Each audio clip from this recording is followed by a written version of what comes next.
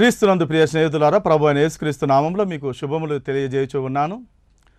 ఈ దినమున మన అంశము దయాప్రాప్తురాలా నీకు శుభము. లూకాసు వార్త 1వ అధ్యాయము 28వ వచనం. ఈనాటి మన పాఠము లూకాసు వార్త 1వ అధ్యాయం నుంచి కొన్ని ఆత్మీయ సత్యములను గ్రహించాలని నేను కోరుకుంటూ ఉన్నా. మరి ఈ యొక్క పాఠంలో మనం చూసినట్లయితే ఇక్కడ 2 జంటలు మనకు కనబడుతూ ఉన్నవి. ఒకటి జకర్యా ఎలిజబెతు, వీరు ముసలివారు, మరి వీరి యొక్క జంట. మరి అదే విధముగా యోసేపునకు ప్రదానము చేయబడినటువంటి మరియా, కన్యక అయినటువంటి మరియా. మరి వీరి జీవితం ద్వారా మరి బైబిల్ పాఠాలు మనము నేర్చుకుందాం. ఈ జకర్యా అనగా దేవుడు జ్ఞాపకము చేసుకున్నాడు అని అర్థము. God remembers. ఎలిజబెత్ అనగా దేవుని ప్రమాణం లేక శపథం, దేవుని శపథం. గాడ్ ఈజ్ అన్ ఓత్ అని అర్థం. వీరిరువురు కూడా భార్యాభర్తలు కాబట్టి వీరు సేవాధర్మంలో ఉంటూ ఉన్నారు. వీరి ఇరువురిని కూడా మనం కలిసి చూసినట్లయితే దేవుడు తన శపథాన్ని జ్ఞాపకం చేసుకున్నాడు అని అర్థం వస్తూ ఉంది. కనుక వీరు లేవీ వంశము నుంచి వచ్చినటువంటి వాడై యాజక ధర్మము జరిగించడానికి ఆలయములో అతనికి ఒక అవకాశము దొరికినట్లుగా మనం ఇక్కడ చూడగలం. కనుక ఈ జకర్యా ఎప్పుడైతే కూడా మరి యొక్క యాజక ధర్మము చేయటానికి ఆ యొక్క మందిరంలోనికి వెళ్ళి ఉన్నాడో, మరి ఆ ఆలయంలో ధూపం వేయడానికి వెళ్ళి ఉన్నాడో, బయట ఉన్నటువంటి ప్రజలందరూ కూడా మరి సమూహం అంతా కూడా ప్రార్థన చేస్తున్నట్లుగా మనకు కనబడుతూ ఉంది. అక్కడ అతనికి ఒక దర్శనము కనబడినట్లుగా, దేవదూత అయినటువంటి గాబ్రియేలు అతనికి కనబడినట్లుగా, అతనితో మాట్లాడినట్లుగా మనము అక్కడ చూడగలం. గాబ్రియేలు దేవదూత అంతకు పూర్వము 400 సంవత్సరాలుగా దేవుని యొక్క దర్శనము కలగనటువంటిది. ఇప్పుడు ఈ నూతన నిబంధనలో మొట్టమొదటిసారిగా జకర్యాకు దేవదూత అయినటువంటి గాబ్రియేలు దేవదూత కనబడుచూ ఉన్నాడు. ఆయన అంటూ ఉన్నాడు కదా, జకర్యాను చూసి, జకర్యా భయపడకుము, నీ ప్రార్థన వినబడినది, నీ భార్య అయిన ఎలిజబెతు నీకు కుమారుని కనును, అతనికి యోహాను అను పేరు పెట్టుదువు. మరి జనరల్గానే మనం ఆలోచించినట్లయితే మరి ఈ యొక్క కాలంలో మరి దేవుని యొక్క దర్శనము కనబడుతుంది, మరి దేవుని యొక్క దర్శిస్తున్నాడనే సంగతిని కూడా మర్చిపోయినటువంటి జనాంగం.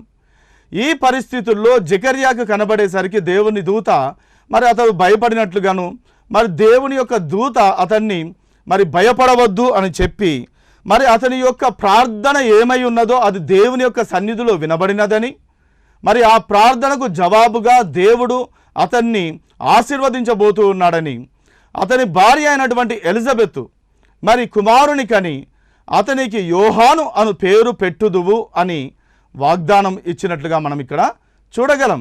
కానీ మరి ఈ యొక్క జకర్యా అంటూ ఉన్నాడు, ఇతడు ముసలివాడైపోయాడు, మరి ఎంతో కాలం నుంచి కూడా మరి ఈ హెబ్రీయులలో మరి సంతానము లేకపోవటం అనేది ఒక అవమానకరంగా ఉంటూ ఉన్నది.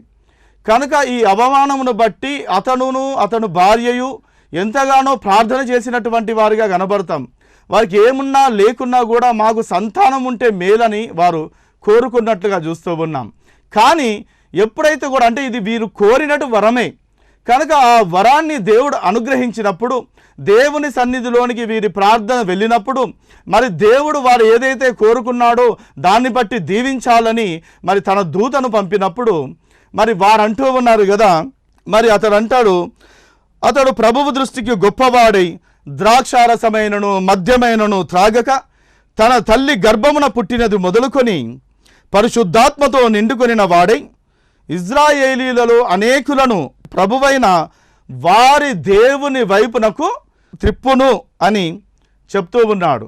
అనేకమైనటువంటి అతని తల్లిదండ్రుల హృదయములను పిల్లల తట్టునకును, అవిధేయులను నీతిమంతుల జ్ఞానము తట్టునకును మరి త్రిప్పి ప్రభువు కొరకు ఆయత్తపడి ఉన్న ప్రజలను సిద్ధపరచుటకై ఏలియా యొక్క ఆత్మయు శక్తియు గలవాడై ఆయనకు ముందుగా వెళ్ళును గనుక నీకు సంతోషమును మహా ఆనందమును కలుగును, అతడు పుట్టినందున అనేకులు సంతోషింతురనెను.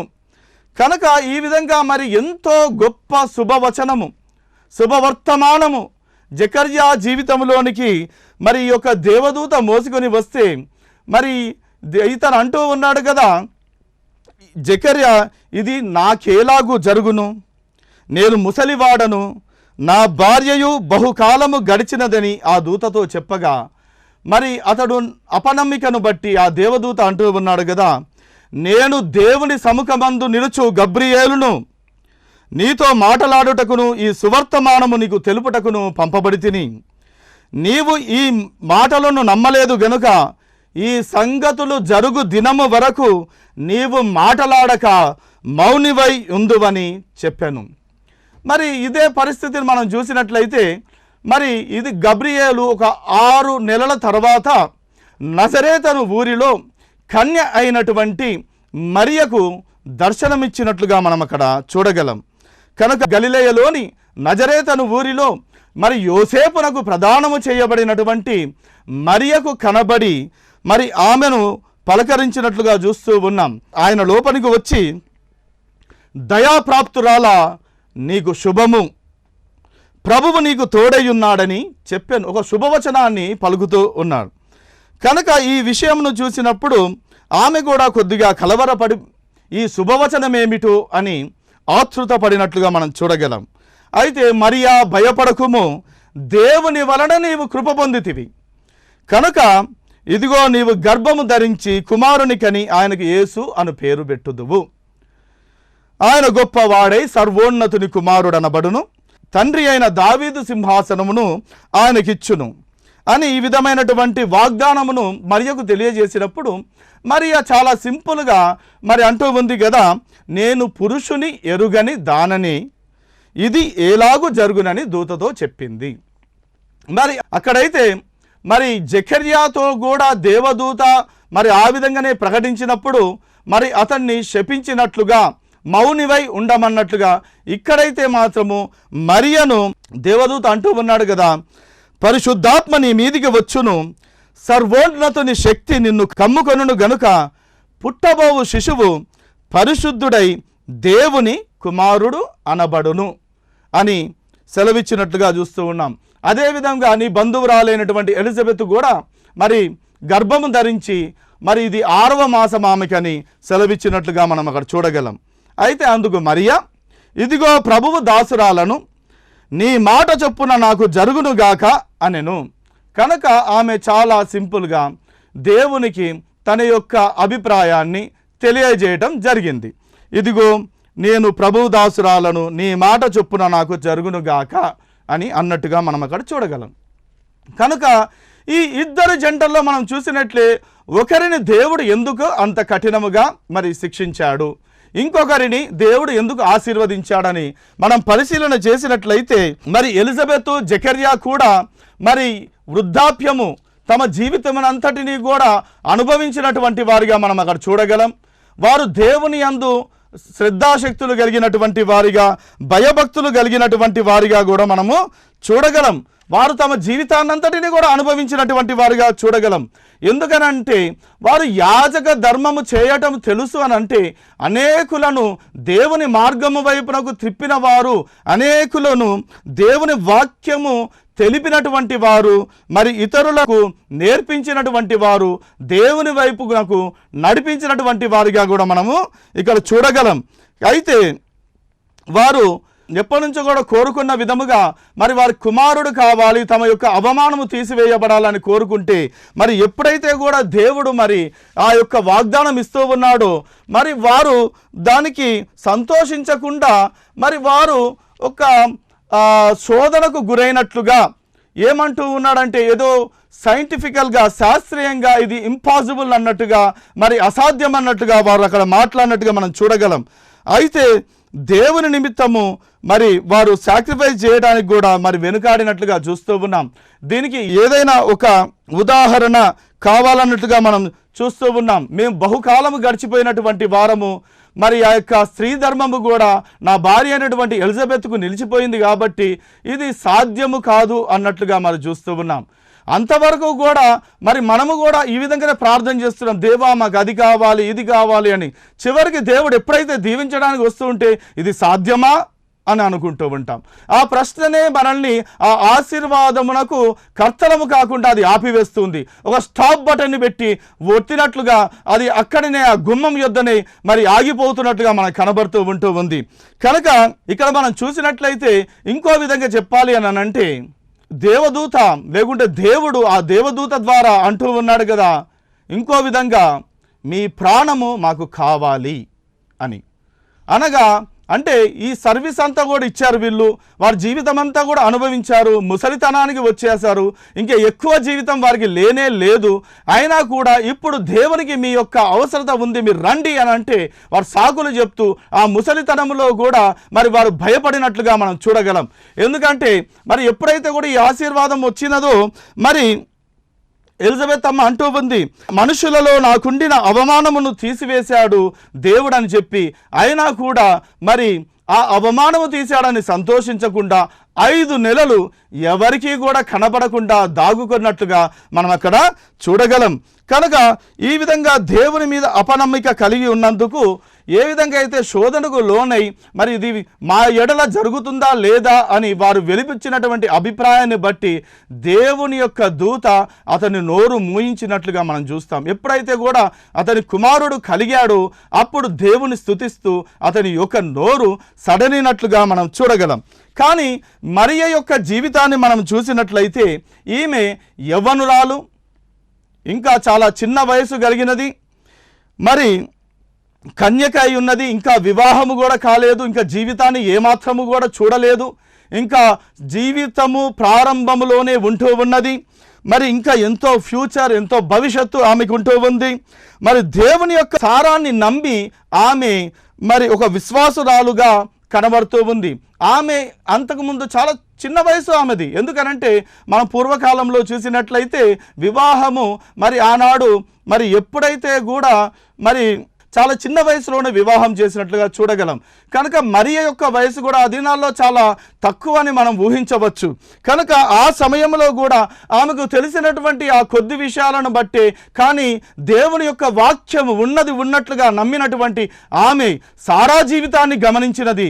ఆ యొక్క వృద్ధాప్యములో కూడా మరి ఆమెకు దేవుడు కుమారుని అనుగ్రహించాడు, అబ్రహామునకును సారాకు అని.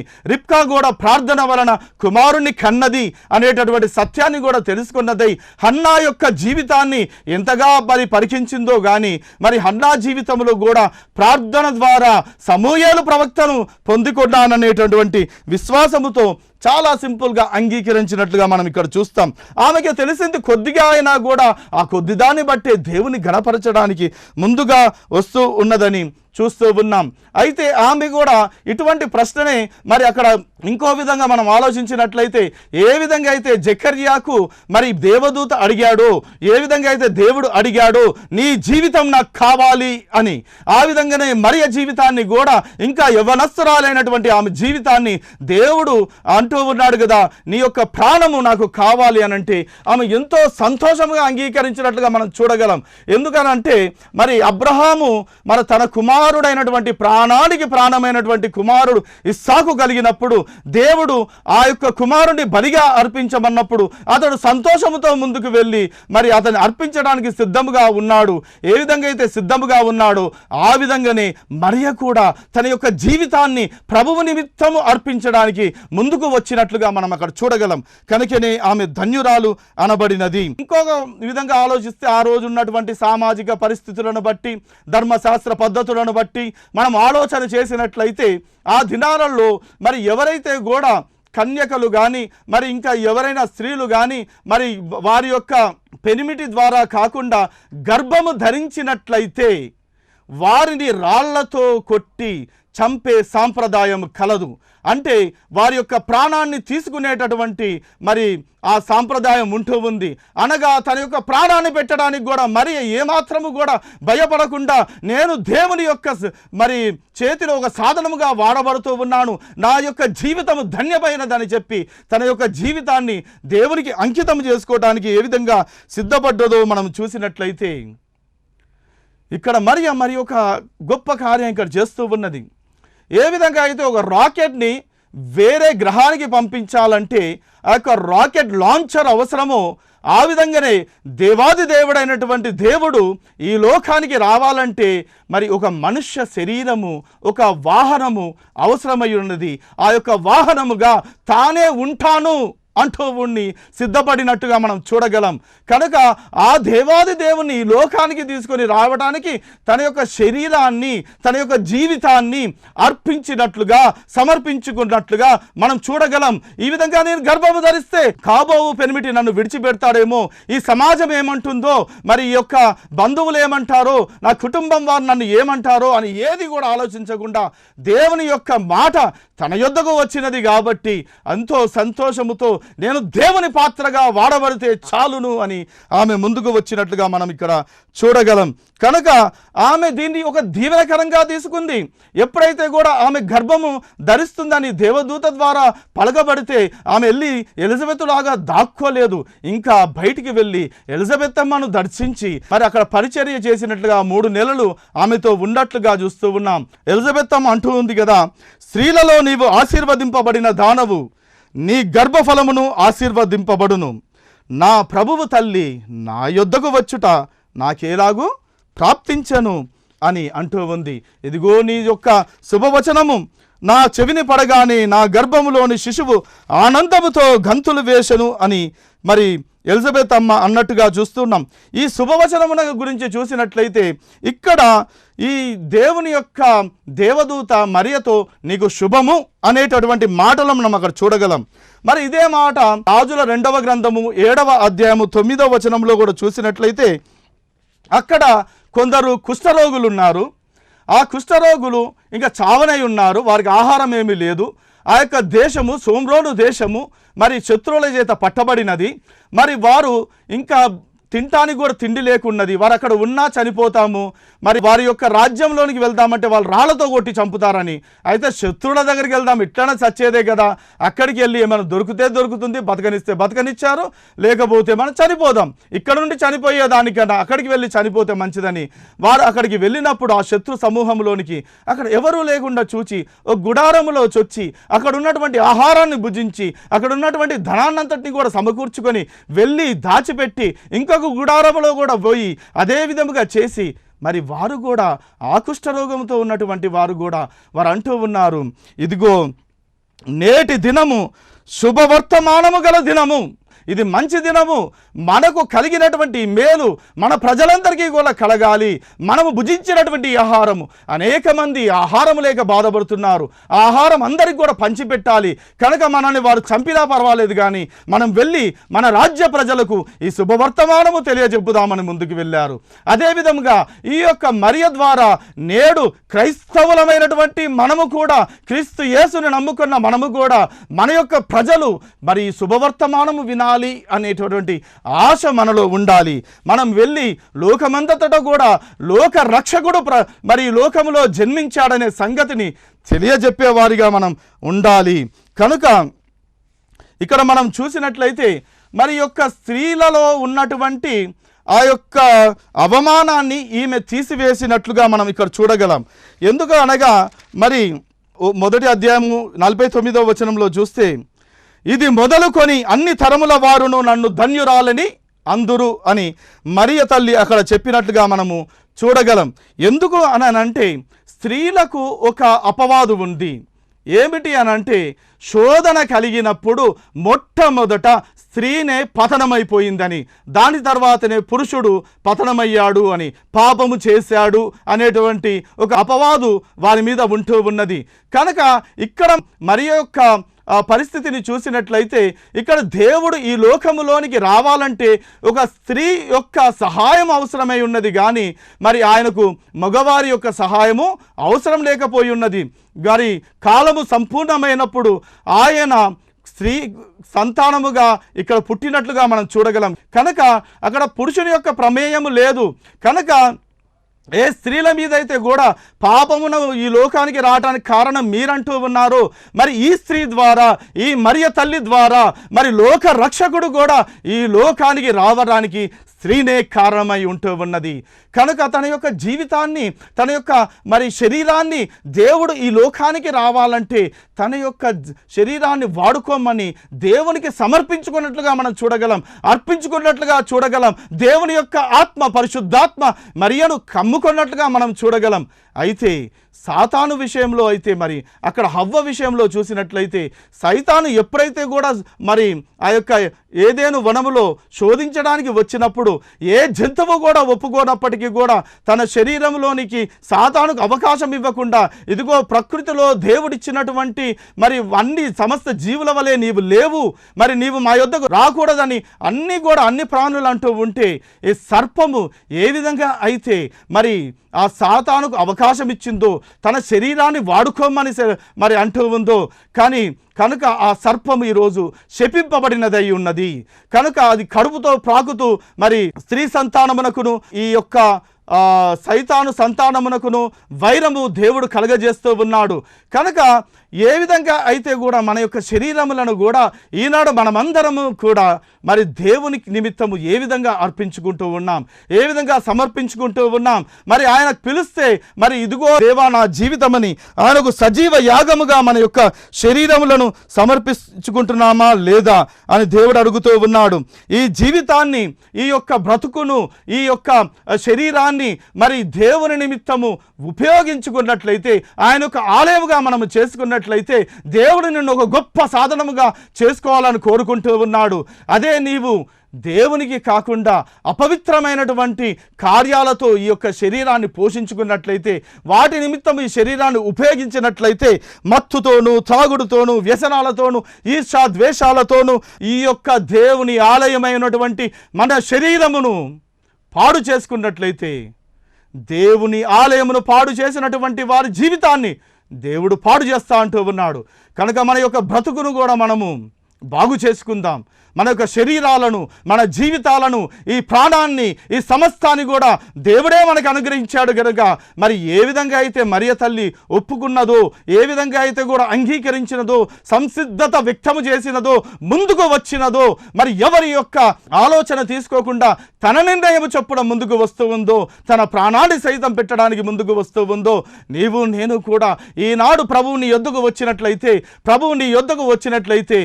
ఇప్పుడే ప్రభువా నేను సిద్ధముగా ఉన్నాను, నన్ను ఉపయోగించుకో, నీ యొక్క చేతిలో అర్హమైనటువంటి పాత్రగా నన్ను చేసుకో అని ఈనాడే మన యొక్క సంసిద్ధతను వ్యక్తం చేద్దాం. మన బ్రతుకును మార్చుకుందాం. మన జీవితాల్లో ఆయనకు అవకాశం ఇద్దాం.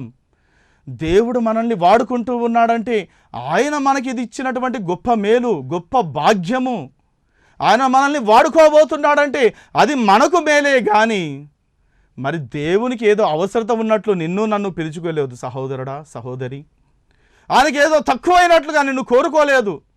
నిన్ను ఈ లోకంలో గణపరచడానికి, ఎక్కడైతే నీవు అవమానము పొంది ఉన్నావో, ఎక్కడైతే నీవు తృణీకరింపబడి ఉన్నావో అక్కడనే నీకు మేలు చేయటానికి, గొప్పగా చేయటానికి, నీ ద్వారా అనేకులను ఆశీర్వదించడానికి ప్రభువు నీ యొద్దకు వస్తూ ఉన్నాడు, నీతో మాట్లాడుతూ ఉన్నాడు.